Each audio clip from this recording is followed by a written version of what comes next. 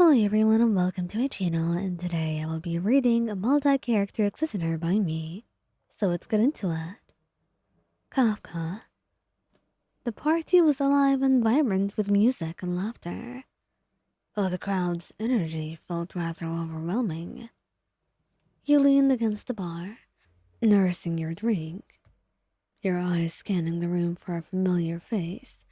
It wasn't your scene, really, but Kafka had insisted you come along, assuring you it would be interesting and better than just staying at home. You sighed, taking a small sip from your glass.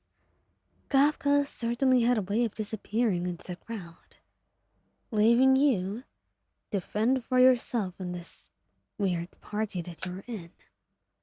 Still, you trusted that she would appear just when you needed her most, as she always did. Enjoying the party? A smooth voice interrupted your thoughts, and you turned around just to see a man standing beside you, a sly smile on his lips.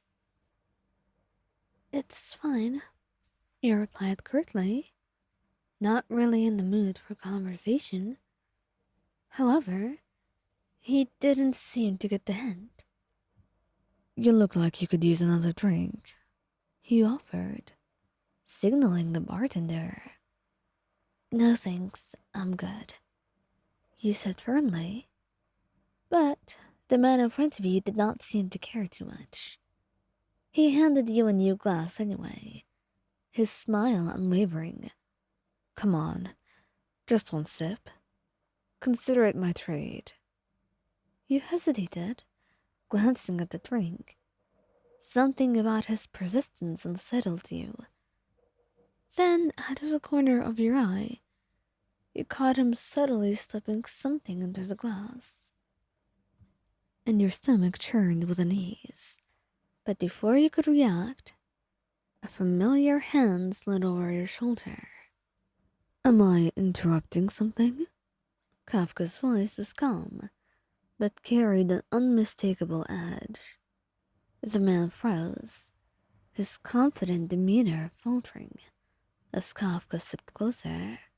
Her lavender eyes locked onto his, and her smile, deceptively sweet, sent a shiver down your spine. "I was just," the man stammered, but Kafka cut him straight off. "You were just leaving," she said smoothly, plucking the glass from his hand and setting it aside. And the man swallowed hard, his gaze darting between you and Kafka.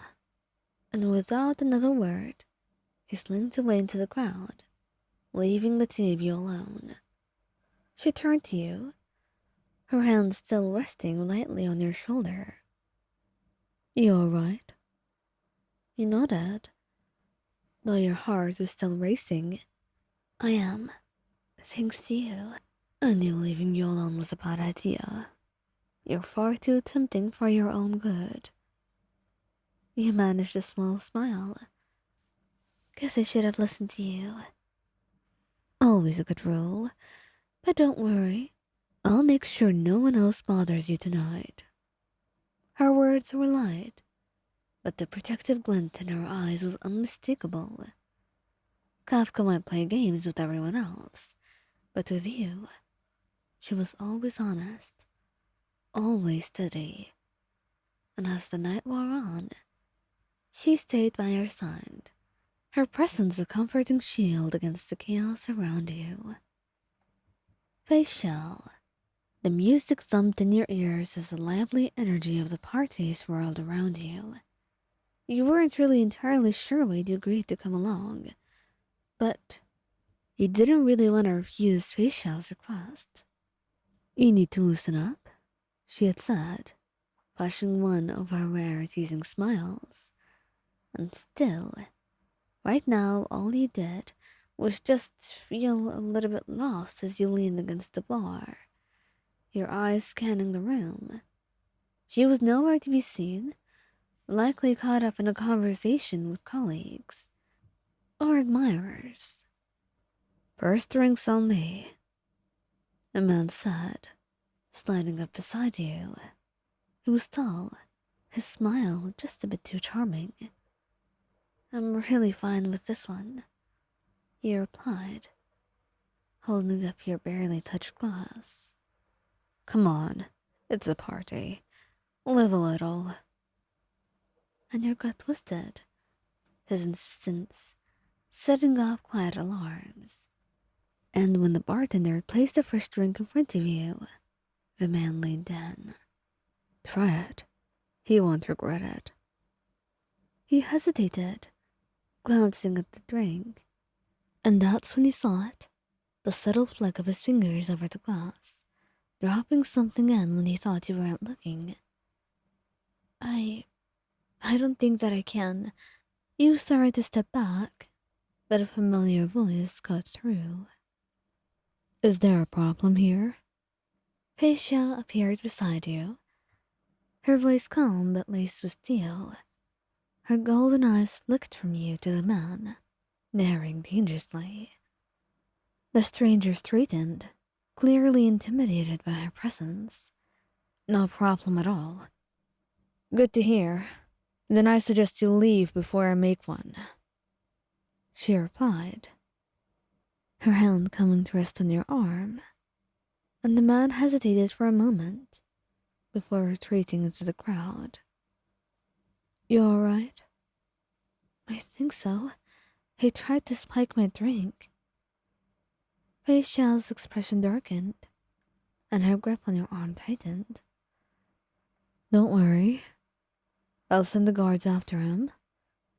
He won't be able to get out of here. And then once I see him..." "It's fine, really. He showed up just in time," you said, trying to reassure her, and her gaze softened as she looked at you. "Well, I'm glad I did." And she pressed a soft kiss to your forehead, pulling you close to her. And the music and laughter around you seemed to fade away as she leaned in, pressing her forehead against yours. "Stay with me. No one will touch you as long." Facing him fully. "I need to tell you something important. It's something I've kept hidden from nearly everyone." He sets down his pen, giving you his full attention. There is something soothing in his expression,